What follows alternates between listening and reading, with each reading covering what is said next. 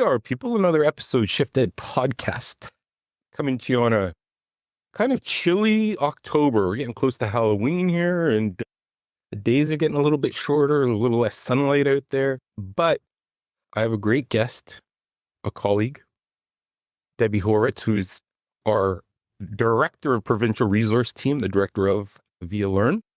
And we're coming in today with some great things, because she's going to talk about amazing stuff of what the CLCs do and their capability and how they connect the Anglo communities together. But it's a little bittersweet because Debbie is going to be retiring in November and we're going to lose a great asset, but she is going to leave some nuggets for us and seeds that will grow as we grow. Debbie, thanks so much for hopping on here and kind of giving a review of you and the CLCs over these last many, many years. I guess my first question will start with how it all began. Now, you joined the LEARN as the CLC director in 2010, but I know that you were dabbling in this before you became the director. CLCs were created in 2006. It was an initiative that took shape. What inspired the vision of connecting schools and communities? And how do you convince people that it's truly transformational for English education in Quebec? Well, thanks for having me today, Chris. As you said, it's going to be a little tough, but CLCs are close to my heart. The idea of community school actually has roots going back over a century. In Quebec, the community learning centers, or what we call the CLCs, were launched as part of a minority language education initiative funded by the Department of Canadian Heritage, but the money always goes through the Ministry of Education. Back in 2006, the schools in the English education sector had been really facing a persistent decline in enrollment, and there was real concern that more schools were going to close, and something needed to be done. At that time, then Assistant Deputy Minister for English Education, Leo Lafrance, believed that English schools could become central for both education and community development, and that when families and communities are actively engaged in student learning, outcomes improve for everyone. It took a while to convince the boards to embrace the community school approach, but 19 years and 90 schools later says to me we must have been doing something right. The original purpose was to strengthen the educational outcomes for students in the English system, but at the same time, built into that was support the vitality of English-speaking community as a whole. And this continues to be the mission of CLCs today. When I first heard about CLCs, I was school board commissioner, sitting on the board of directors at the Quebec English School Boards Association, and I knew right away that I needed to be involved. I was working in community development at the time, and I immediately saw the value and the importance of connecting English schools and their communities. I joined LEARN in 2010 as a CLC project coordinator under the provincial resource team director at that time, Paul Langevin. When Paul retired in 2017, I had the privilege of stepping into the PRT director role to continue building on that foundation. Paul was one of the co-founders of the CLC initiative and had been working for the Ministry of Education, implementing the new approaches and new solutions, or NANS strategy, which targeted schools in disadvantaged areas. Both NANS and CLCs rely on school community partnerships to improve student success. Paul was invited to join a committee that had been mandated to explore various models of community schools across North America and Europe. But this committee also knew that they needed to tailor it to the Quebec context. Everything has to have the Quebec flavor to it. That Quebec vision was to create a network of community schools across the English education system that could contribute to improving student engagement and achievement, strengthening intergenerational ties, acting as a catalyst for regional revitalization, ensuring that English schools remain viable, valued, and visible in their communities, and most important, that they were responsive to the particular culture and needs of each of those communities. And that's that's back from 2006. That was an original vision for the CLCs. And they were envisioned to become not just places for students to learn during the day, but the idea was to expand the use of the school buildings, so that they could become places for families, for seniors, for local organizations to gather, to learn, and to connect throughout the year, not just from 8 to 3. And we can't forget the video conferencing equipment that all CLCs were given back in the days. It was supposed to be a moneymaker. I don't know if you remember this, Chris, but it was supposed to be a moneymaker for the school boards. But of course, it never amounted to that. But it wasn't hard to get the school boards on board at first, as there was also considerable funding that was attached to get a CLC up and running. And that funding has sort of fizzled out a little bit. But what I would say, what all CLCs have in common, and really what drives the sustainability of Quebec's community schools, is having the presence of a community development agent, or a CDA, in each CLC. Their role is to integrate community-based resources into school programming to enhance student learning. And CDAs really are the driving force behind the community school approach. They build the bridges between schools, families, and community partners. Interesting. So the network is really the power behind this idea. I mean, 90 schools across English boards, it's pretty amazing. But what were some of those challenges? I imagine that it wasn't all, roses and puppies. Like there were, I'm sure, scaling and figuring out how to keep this responsive to the community and also keep that network expanding. Talk to that, Debbie. Yep. Well, you're right. It's been quite a journey. We knew that scaling up was never going to be simple. It could never be a one-size-fits-all process.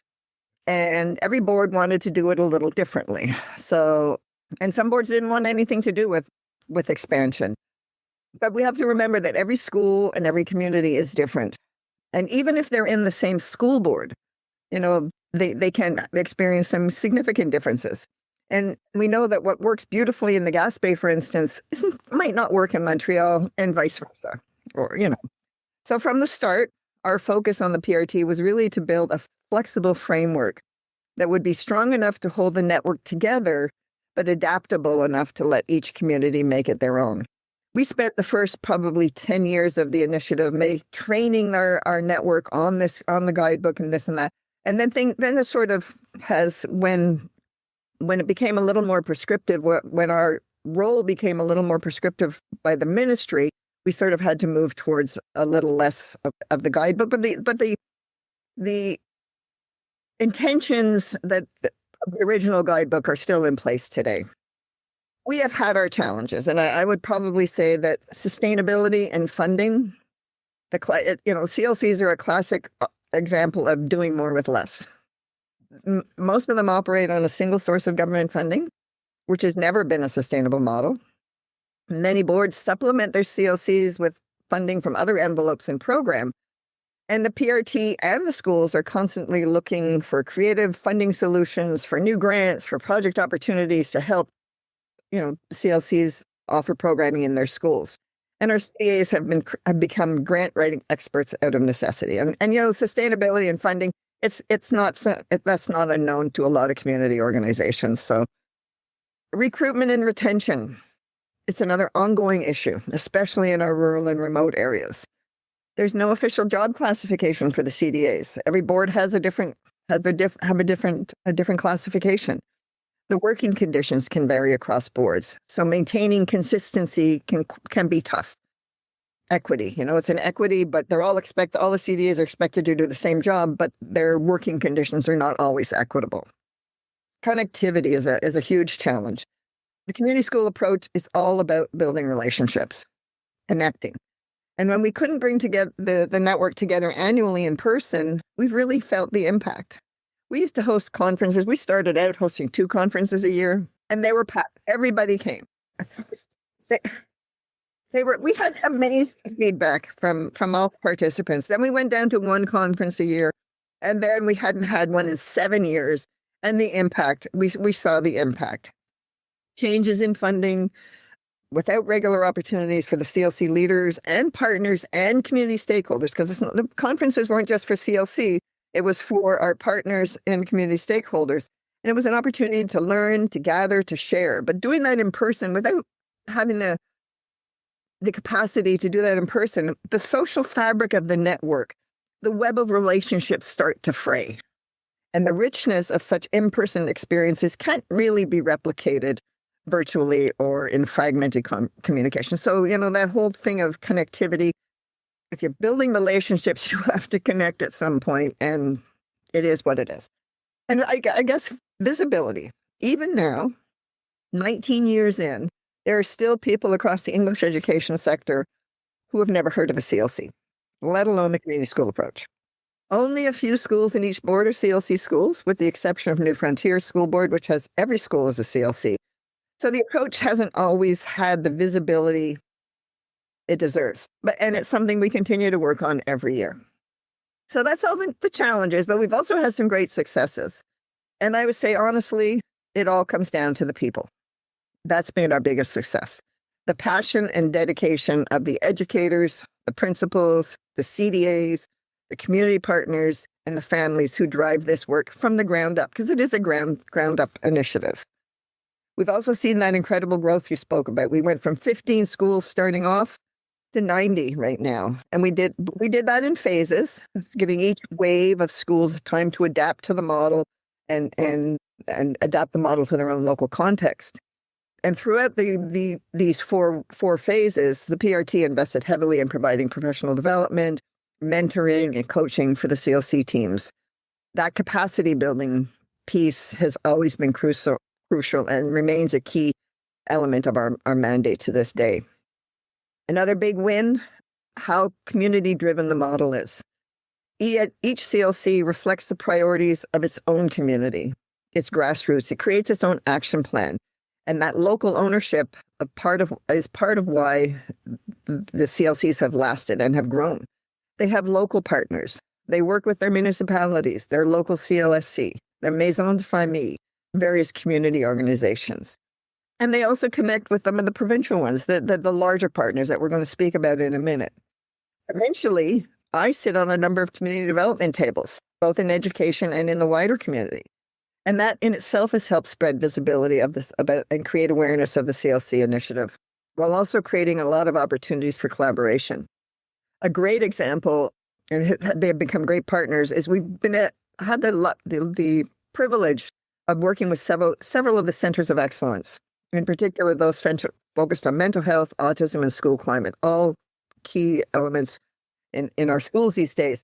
And they've all brought incredible learning opportunities and resources into the CLC schools.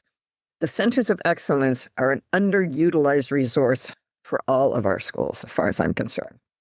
And of course, the CDA, that role itself, that's the biggest piece of our success. That role is transformative. We often say that the CDA has one foot in the school and one foot in the community, and that they bridge both worlds, aligning community initiatives with school goals so that we're all working towards the same outcomes. So we've had a lot of successes, challenges along the way, but we're still chugging along and made some amazing partnerships along the way. I love too, Debbie, that you're saying that the relationship building is the key of it.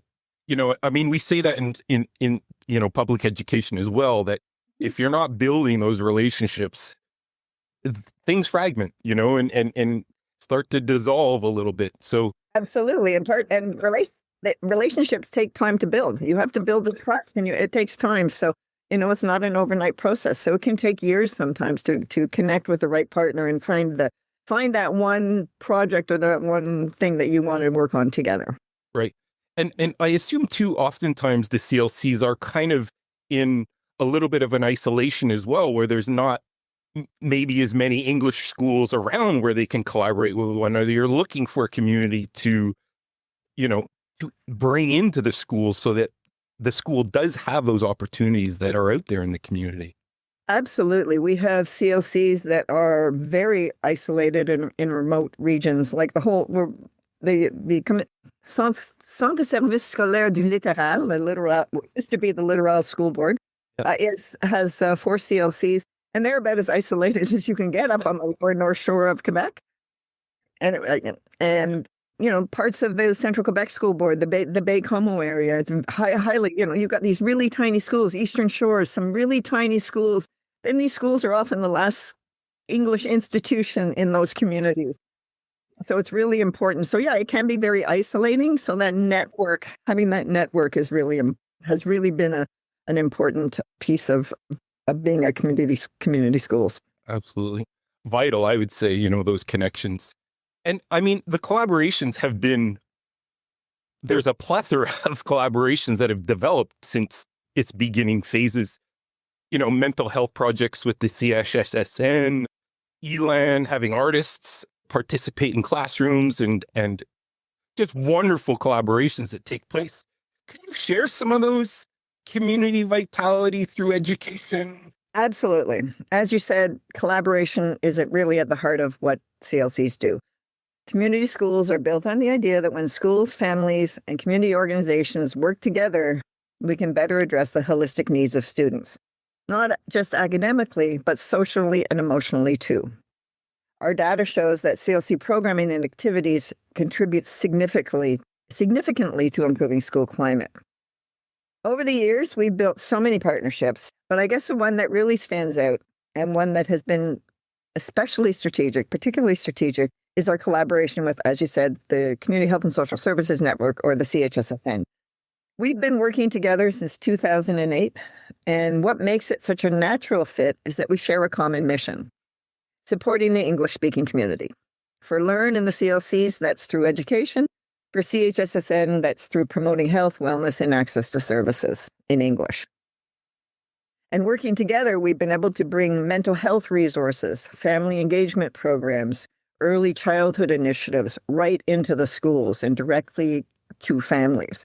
This has been especially impactful in some of those rural and remote areas where access to such services in English can be very limited. And don't get me wrong, some of this is there are some schools that have challenges accessing services in English in the large urban areas too. So it's not just a rural thing. But for CHSSN and the CLCs, if you think about it, our strengths really complement each other. So CLC schools have strong connections with families and youth, but we don't have deep health and social service capacity. Whereas CHSSN, on the other hand, has incredible expertise and partnerships in the health sector, but limited access to youth and family engagement spaces. So by working together, CHSSN programs reach more people through our school network, and our schools gains access to CHSSN data, funding, and expertise. I would say over the past 15 years that we've been working together or more, it's been a powerful cross-sector collaboration that really has helped bridge and break down those traditional silos of health and education. I know we keep hearing from years, education and health, they need to talk more often. The MEC and the MES need to talk more often. And you don't see it happening very often. Well, it actually happens in community schools. Another wonderful partnership has been with the English Language Arts Network, or ELAN. Through that partnership, we've been able to bring more English-speaking artists into the schools. These artists help students explore their identity and their culture through creative expression, which not only enriches what the students are learning in the classroom, but also helps connect them more deeply to who they are and where they come from. It's building a sense of belonging and identity. And all of this, to me, goes back to the simple reality that schools can't do it alone anymore. The community school approach has opened doors to a whole network of community organizations that want to offer their services and expertise and creativity to support students and families. And these strategic partnerships must be reciprocal and to be meaningful and sustainable. For schools, it's easy to think of partnerships of people coming in to help or to deliver services. But the true community partnership is about an exchange. The schools offer access to families, to students, into that community space, and that partner organizations brings in its expertise, resources, and perspective.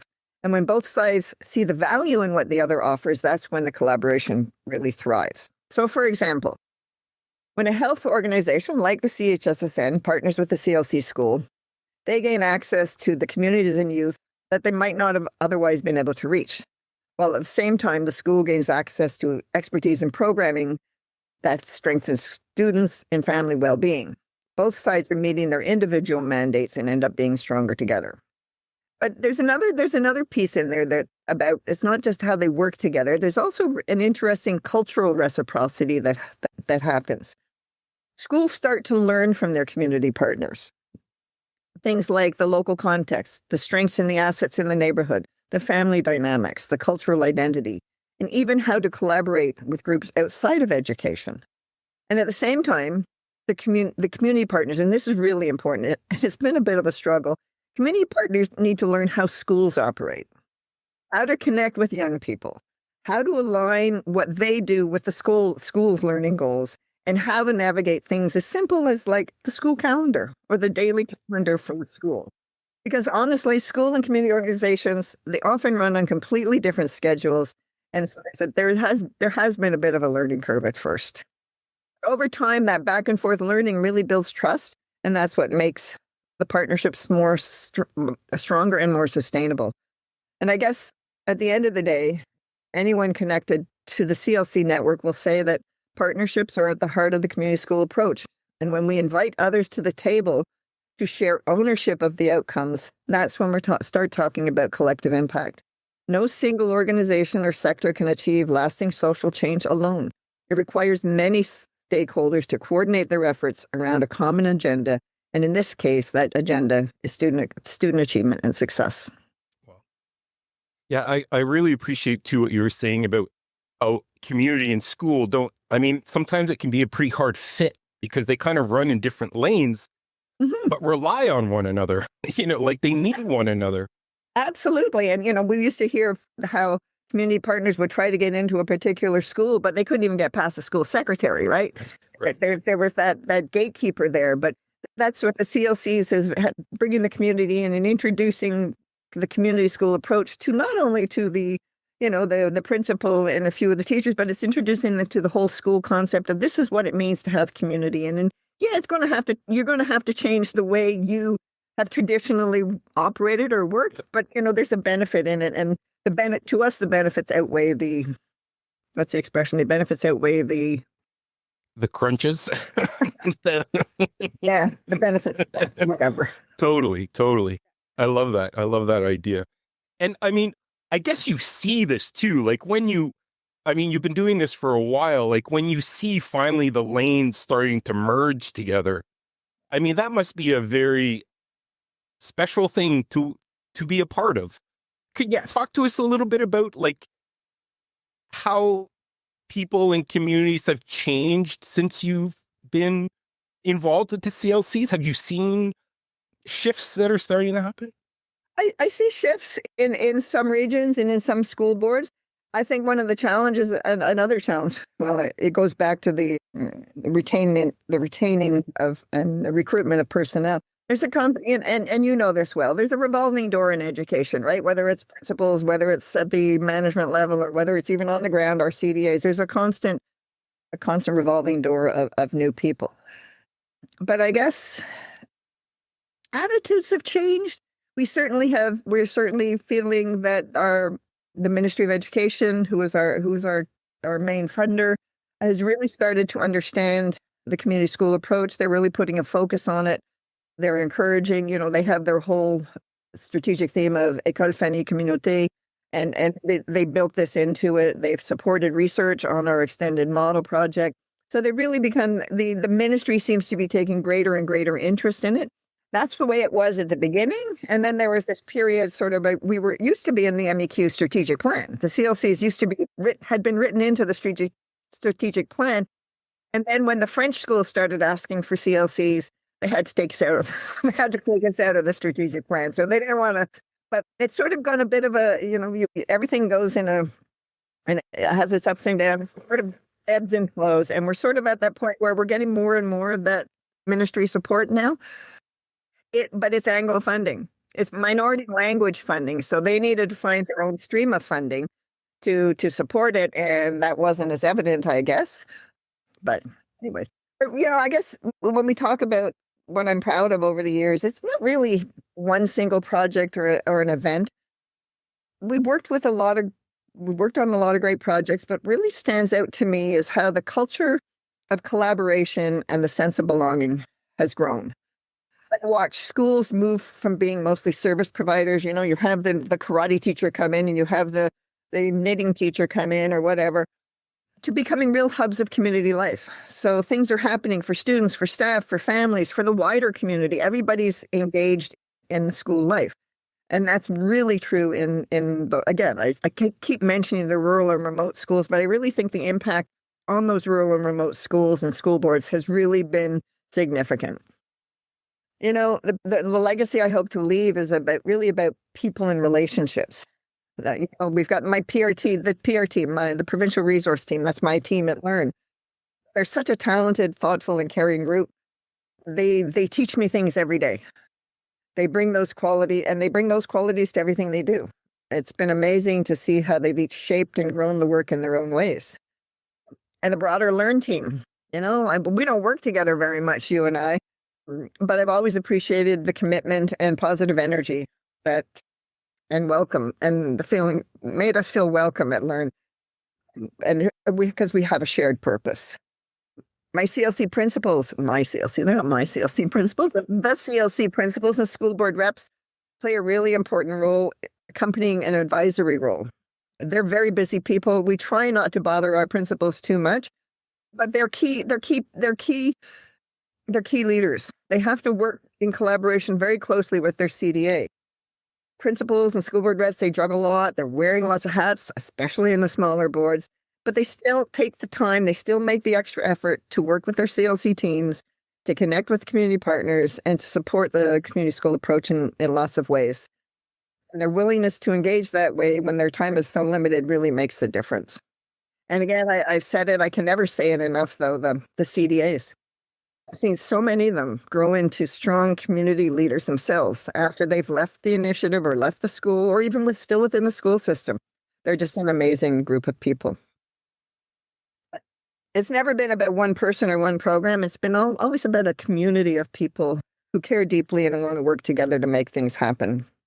A great example, even when people move on, whether it's to a new role or a new school or even a new community, that spirit of collaboration stays with them. And they carry that belief in connection and community wherever they go.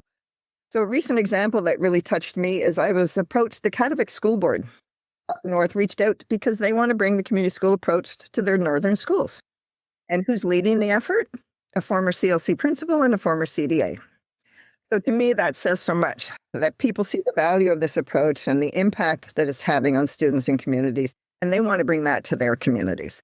Funding, obviously, is a whole other issue for them. They have other different streams of funding, but the fact that they see the value in this and they think it would help their students and their communities is really, really impressive.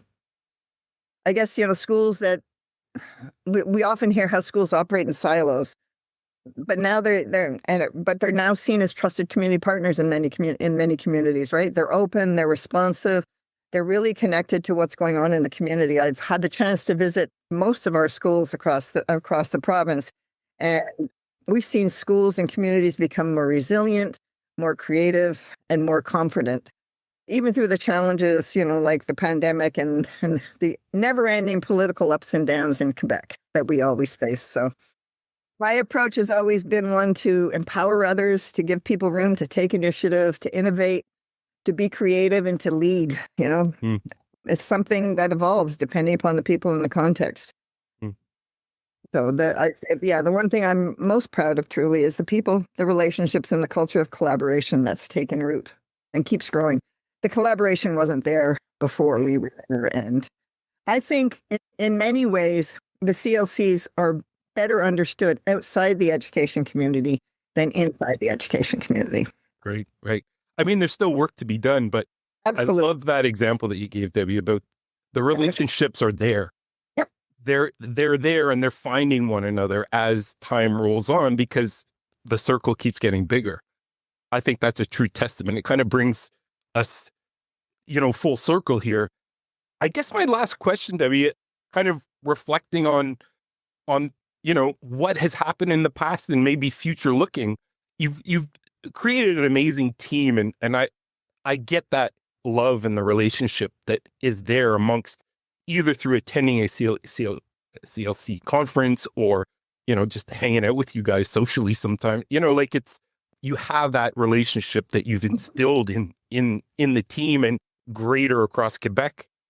what are you hoping that they keep carrying forward in the CLC initiative as you kind of take a knee and let other leadership to take place? Where are you at with that? As I look ahead, I hope that the next generation of educators and community leaders will continue to see our English schools as catalysts for community engagement and renewal. The landscape is changing. The declining demographics is still a challenge. Enrollment issues, increased use of technology gets people from, takes away from that connectivity, and the social norms are shifting. But to me, education and community must remain inseparable. Communities and schools need leaders who embrace collaboration, who are always asking, who else needs to be at the table? How can our community schools be the place where everyone feels they belong? My biggest hope is that one day every school will be a community school, and that people will continue to approach this work with heart and passion. Yeah. Well, Debbie, I want to thank you. You will never be forgotten. You're going to be greatly missed, but you're leaving such a legacy and so many seeds in so many people, and have developed relationships with so many people in schools and communities that, I mean, you'll live on in everything that we do as we go forward. I wish you an amazing retirement as well. It's well-deserved. You have been a trooper out there on the front line for decades, fighting for community and schools and vitality and the English community. And that will never be forgotten, no matter what happens in the future. It's been really, really great having you share your thoughts about the past and into the future. It's been a real privilege to work with you, and a real privilege to have this little bit of time to talk with you as well. So I thank you for that. Thank you, Chris. I appreciate it. My passion comes out through motion. So we love you for it, Daddy. We love you for it. We've always needed that passion, and seeing it and feeling it is amazing. I just wear it up my sleeve. Thanks so much, Debbie. Thank you.